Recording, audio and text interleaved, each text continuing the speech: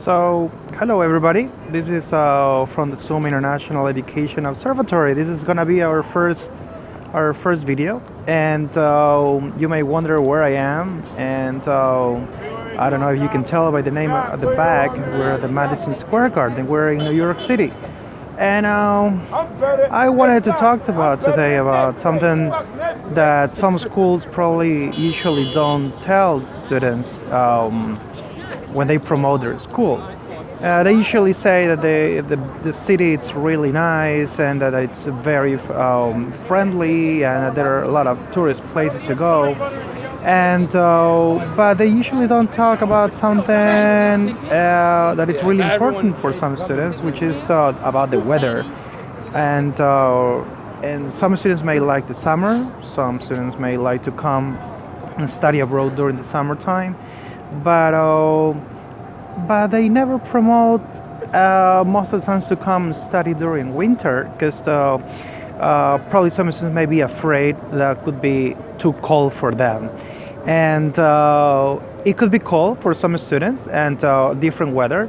And right now I'm kind of freezing, but I think some students may like winter time, and if you never experience winter or below freezing with a freezing temperature, you may find it even a little more interesting to learn how to live, how to study in a place in a country where the extreme is kind of extreme or below zero, or even during summertime. There are a lot of cities where summer it's really hot, and I don't like summers, for example, and but the thing is that how you may be adapted to it. So, well, let me tell you about the winter and how to be prepared for that. And you may find that some students may not like it, but the thing is to be, I would say, be prepared. So, one of the things that you need to learn is when you travel abroad and you're not used to the weather or the snow, and there are some things that you may take in consideration before you travel from home. You can either buy some stuff if it's kind of cheap in your country, like hat or scarf or your gloves. So to be prepared, it could be good. But sometimes in expensive cities like New York, you may think that everything could be expensive, but not really. Actually, you can find a lot of spots where this type of clothes are really not that expensive, and I'm better prepared. Probably you're gonna find more suitable clothes. And because they sell a lot of gloves and scarves, probably you're gonna find it in a better affordable price. So that's something that you may consider. Once you're here in a very cold weather, and something that you can enjoy is the snow. Here we had snowstorm, kind of storm. We still have some ice here, as you can tell. And so if you want to enjoy the snow, there are some places to go around in many cities where you can go ice skating. And if you never practice that, I'm not good at that either. But to have some fun with the snow, that's something you can do.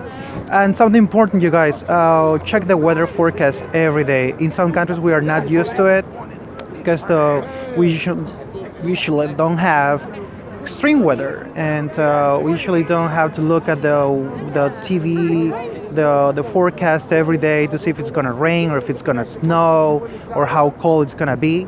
And so that's good advice. Check out the weather. Check out the weather every day. Don't trust in the weekly weather forecast because it can change from day to day, and that's something that you can pay attention. Especially students that come from Latin America, from Central America, from the Middle East, from Africa, that are used to very hot weather. Maybe when you come to study in Europe, in the US or in Canada, you may find cold weather. this you may be not used to check the weather on TV. So over here, for example, in New York, you will have to check it every single day. So be prepared for that. You will definitely gonna buy boots because maybe your shoes are not prepared to walk on the snow or after a snowstorm because you may not walk very comfortably, that's for sure. So, well, besides clothes, and I guess you don't have to worry too much about the weather. You're not gonna study. You're not gonna study on the streets. So most of these schools have heating, so you're not gonna have problems in the classrooms. But when you walk around, look, this is freezing time, but still there are a lot of tourists. You see, there are a lot of people just walking around, and they just wear warm clothes. They don't.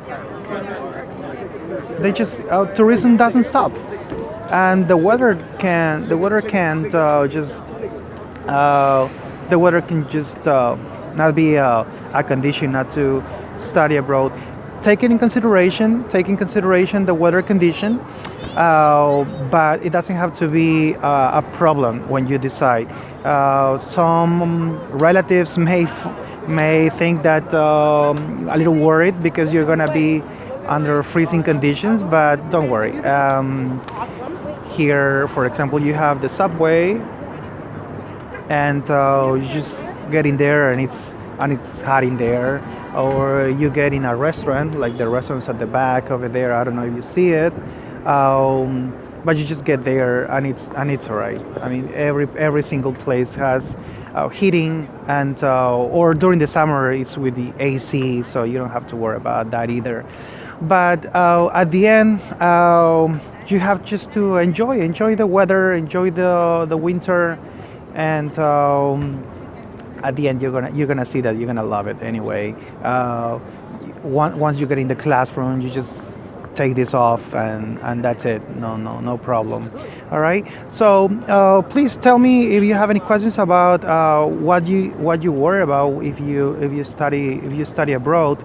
You can just make your comments down there, and if you have any comments related to the weather, what you think you could consider, or maybe I didn't mention, you can just put your comments down there. Maybe we can just follow up with more of my experience, because I've studied abroad, and I live here now in New York, and I just try to enjoy the weather. All right, so you guys,